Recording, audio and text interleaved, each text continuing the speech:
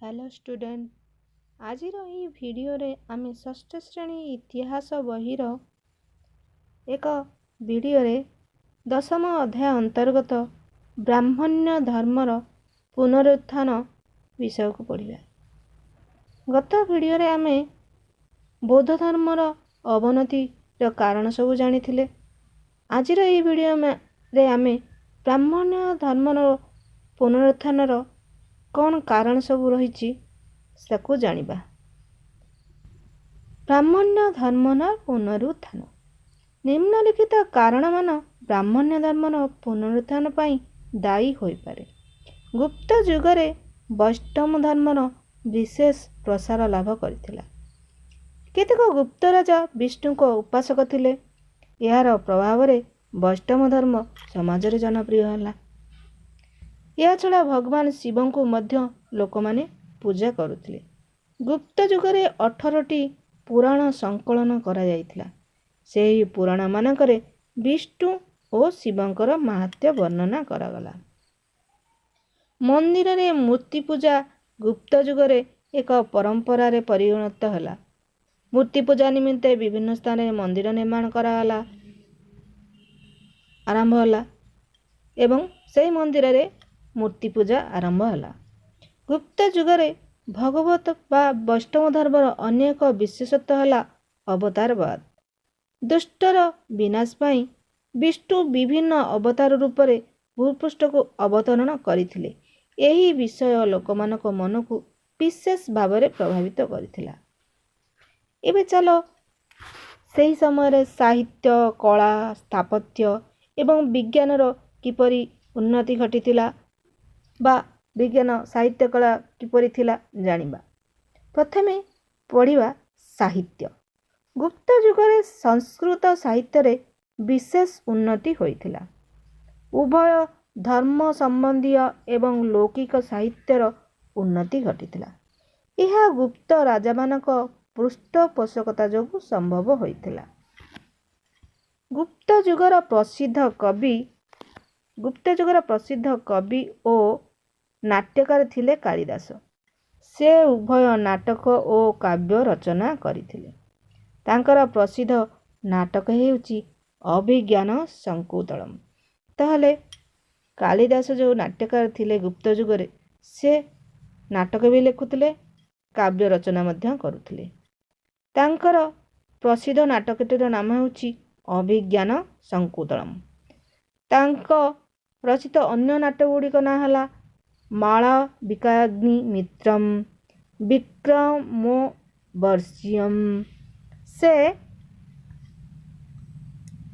से मध्य रघुवंशम कुमारसंभवम एवं मेघदूतम काव्य रचना करथिले। एही सब काव्य सब संस्कृत भाषा रे रचना होइतिला। शूद्रकଙ୍କ द्वारा लिखित मृच्छकटिकम एक सामाजिक नाटक थिला। से समय रे पंचतंत्र विष्णु शर्मा द्वारा रचित होइतिला। ताहले मृच्छकटिकम एक सामाजिक नाटक जहाकू शूद्रक रचना करथिले एवं पंचतंत्र को विष्णु शर्मा रचना करथिले। गुप्त जुगरे अमर सिंह अमरकोश अभिधार रचना करथिले। ताहले अमरकोश को की रचना करथिले? अमर सिंह रचना करथिले। गुप्त जुगरे रामायण महाभारत और पुराण गुड़िकर संकलन संपूर्ण हो जाइतिला। भगवत गीता महाभारत एक गुरुत्वपूर्ण अंश अटे। उपरोक्त आलोचनार स्पष्ट जना जे साहित्य क्षेत्र में गुप्त जुग एक गौरवमय जुग थिला। तापर आस कला स्थापत्य पढ़िबा। गुप्त जुगर कला और स्थापत्यर पूर्ण भाव रे विकास लाभ करथिला। कलार विभिन्न विभाग यथा स्थापत्य भास्कर्य और चित्रकलार विशेष उन्नति होइतिला। स्थापत्य जानिबा कोन? एही समय अनेक बौद्ध चैत्यगृह विहार निर्माण करा जायतिला। पत्थर खोदित स्थापत्यर दृष्टांत आमे अजंता गुंफा रे देखिबा को पाइबा। ब्राह्मण्य धर्मर पुनरुत्थान जोगु गुप्त जुगर देवादेवी मंदिर निर्माण कार्य आरंभ होइतिला। उत्तर प्रदेश झांसी जिलार देवगढ़ ठारे थिबा 10 अवतार मंदिर ମଧ୍ୟପ୍ରଦେଶର ଜବଲପୁର ଜିଲ୍ଲାର ତିଗୁଆଠାରେ ଥିବା ବିଷ୍ଣୁ ମନ୍ଦିର, ଭୂମାରାଓଠାରେ ଶିବ ମନ୍ଦିର ଓ ଭିତରଗାଁର ଇଟାରେ ନିର୍ମିତ ମନ୍ଦିର ଆଦି ଗୁପ୍ତ ଯୁଗ ସ୍ଥାପତ୍ୟର ନିଦର୍ଶନ ଅଟେ। ଭାସ୍କର୍ଯ୍ୟ। ଗୁପ୍ତ ଯୁଗର ଭାସ୍କର୍ଯ୍ୟ ମଧ୍ୟ ଉନ୍ନତିର ଶୀର୍ଷ ସ୍ଥାନରେ ପହଞ୍ଚିଥିଲା। ଗୁପ୍ତ ଭାସ୍କର୍ଯ୍ୟରେ କୋମଳତା, ସ୍ୱାଭାବିକତା, ସୁଦୃଶ୍ୟତା, ଆଳଙ୍କରିତା ଏବଂ ଆଧ୍ୟାତ୍ମିକତାର ସୁନ୍ଦର ସମାବେଶ ଦେଖିବାକୁ ମିଳେ। ଗୁପ୍ତ ଯୁଗର ଶ୍ରେଷ୍ଠ କଳାକୃତି ମଥୁରା ଓ ସାରନାଥଠାରେ ଦେଖିବାକୁ ମିଳିଥାଏ। ସାରନାଥର ବୁଦ୍ଧ ମୂର୍ତ୍ତି ଭାରତୀୟ ଭାସ୍କର୍ଯ୍ୟର ଶ୍ରେଷ୍ଠ କୃତି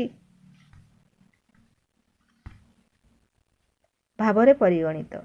ମଧ୍ୟପ୍ରଦେଶର ଉଦୟଗିରିରେ ଥିବା ବରାହ ମୂର୍ତ୍ତି, ଦେଓଗଡ଼ର ଶେଷଶାହୀ ବିଷ୍ଣୁ, ଅହିଛତ୍ରର ମାଟିର ମୂର୍ତ୍ତି ଓ କୋହର ମୁଖଲିଙ୍ଗ ଆଦି ଗୁପ୍ତ ମୂର୍ତ୍ତିକଳାର ଅନବଦ୍ୟ ସୃଷ୍ଟି ଅଟେ। ଏବେ ଚିତ୍ରକଳା ଜାଣିବା। ଗୁପ୍ତ ଯୁଗରେ ଚିତ୍ରକଳାର ମଧ୍ୟ ଉନ୍ନତି ଘଟିଥିଲା। ମହାରାଷ୍ଟ୍ରରେ ଥିବା ଅଜନ୍ତାର ଭିତ୍ତିଚିତ୍ର ଚିତ୍ରକଳାର ଏକ ଜୀବନ୍ତ ଉଦାହରଣ ଅଟେ। ଅଜନ୍ତା ଗୁମ୍ଫାରେ ଥିବା ଚିତ୍ର ସାରା ବିଶ୍ୱରେ ପରିଚିତ। ବିଜ୍ଞାନ ବିଷୟରେ ଜାଣିବା। ଗୁପ୍ତ ଯୁଗରେ କେବଳ ସାହିତ୍ୟ ଓ କଳାର ଉନ୍ନତି ଘଟିନଥିଲା, ବିଜ୍ଞାନ କ୍ଷେତ୍ରରେ ମଧ୍ୟ ବହୁତ ବିକାଶ ହୋଇଥିଲା। ଗଣିତ କ୍ଷେତ୍ରରେ ଦଶମିକ ପଦ୍ଧତି, ଶୂନ୍ୟର ପ୍ରଚଳନ ଆଦି ଗୁପ୍ତ ଯୁଗର ଅବଦାନ ଅଟେ। ତ ଆମେ ଆଜି ଯେଉଁ ପଢ଼ୁଛନ୍ତି ଦଶମିକ ପଦ୍ଧତି, ଶୂନ୍ୟ, ଏସବୁ ଗୁପ୍ତ ଯୁଗରୁ ହିଁ ଆମକୁ ମିଳିଥିଲା। ଭାରତର ଅଙ୍କଲିକନ ପଦ୍ଧତି ଆରବ ଦେଶରେ ଲୋକପ୍ରିୟ ହୋଇଥିଲା। ଏହି ପଦ୍ଧତି ୟୁରୋପକୁ ଯାଇଥିଲା। ପ୍ରଖ୍ୟାତ ଗଣିତ ବିଶାରଦ ଆର୍ଯ୍ୟଭଟ୍ଟ ଆର୍ଯ୍ୟଭଟ୍ଟିୟମ୍ ପୁସ୍ତକ ରଚନା କରିଥିଲେ। ତାହେଲେ ଆଉ ଜଣେ କିଏ ଥିଲେ? ଗଣିତ ବିଶାରଦ ଆର୍ଯ୍ୟଭଟ୍ଟ। ସେ କ'ଣ ରଚନା କରିଥିଲେ? ଆର୍ଯ୍ୟଭଟ୍ଟିୟମ୍ ପୁସ୍ତକ ରଚନା କରିଥିଲେ। ସେ ଗଣିତ ଓ ଜ୍ୟୋତିର୍ବିଜ୍ଞାନରେ ପାରଙ୍ଗମ ଥିଲେ। ତାଙ୍କର ଗାଣିତିକ ପଦ୍ଧତି ଦଶମିକ ଉପରେ ପ୍ରତିଷ୍ଠିତ ଥିଲା। ସେ ଗଣିତକୁ ଏକ ସ୍ୱତନ୍ତ୍ର ବିଷୟ ରୂପେ ପରିଗଣିତ କରିଥିଲେ। ତାଙ୍କ ମତରେ ପୃଥିବୀ ଏକ ଗ୍ରହ ଓ ନିଜ କକ୍ଷରେ ଘୁରୁଛି। ସେ ଯୁଗରେ ଆଉ ଜଣେ ଜ୍ୟୋତିର୍ବିଜ୍ଞାନୀ ହେଲେ ବରାହମିର। ବରାହମିର ବୃହତ୍ ସଂହିତା ରଚନା କରିଥିଲେ। ସେ ସିଦ୍ଧାନ୍ତିକାରେ ରୋମକ ସିଦ୍ଧାନ୍ତ କଥା ଉଲ୍ଲେଖ କରିଛନ୍ତି। ଏଥିରେ ଗ୍ରୀକ୍ର ପ୍ରଭାବ ପଡ଼ିଥିବା ଜଣାଯାଏ। ଚିକିତ୍ସା ଶାସ୍ତ୍ର ବିଶାରଦ ଥିଲେ କିଏ? ନା ବାଗ୍ଭଟ। ସେ ଗୁପ୍ତ ଯୁଗର ପ୍ରସିଦ୍ଧ ଚିକିତ୍ସା ବିଶାରଦ ଥିଲେ ବୋଲି ଅନେକ ବିଶ୍ୱାସ କରନ୍ତି। ଗୁପ୍ତ ଯୁଗର ଧାତୁ ଶିଳ୍ପ କ୍ଷେତ୍ରରେ ମଧ୍ୟ ଉନ୍ନତି ହୋଇଥିଲା। ଗୁପ୍ତ ଯୁଗର ଶିଳ୍ପୀମାନେ ସୁନ୍ଦର ସୁନ୍ଦର ଲୌହ ଓ କଂସା ମୂର୍ତ୍ତି ନିର୍ମାଣ କରିଥିଲେ। ଦିଲ୍ଲୀର ମେହେରାଉଲିଠାରେ ଥିବା ଲୌହସ୍ତମ୍ଭ ଗୁପ୍ତ ଯୁଗର କୀର୍ତ୍ତି ଅଟେ। ସବୁଠାରୁ ଆଶ୍ଚର୍ଯ୍ୟର ବିଷୟ ହେଉଛି ଯେ ଏଥିରେ ଏପର୍ଯ୍ୟନ୍ତ କଳଙ୍କି ଲାଗିନାହିଁ। ଏଥିରୁ ଗୁପ୍ତ ଯୁଗର ଧାତୁଶିଳ୍ପ ବିଦ୍ୟାର ନିପୁଣତା ଜଣାଯାଏ। ନାଳନ୍ଦାରୁ ଏକ ବିଶାଳ ତାମ୍ର ନିର୍ମିତ ବୁଦ୍ଧ ମୂର୍ତ୍ତି ଉଦ୍ଧାର କରାଯାଇଛି। ଏହାର ରଙ୍ଗ ଆଜି ପର୍ଯ୍ୟନ୍ତ ସତେଜ ହୋଇ ରହିଅଛି। ଉପରୋକ୍ତର ବର୍ଣ୍ଣନାରୁ ଜଣାପଡ଼ୁଛି ଯେ ଗୁପ୍ତ ଯୁଗ ଭାରତ ଇତିହାସର ଏକ ସୁବର୍ଣ୍ଣ ଯୁଗ ଥିଲା।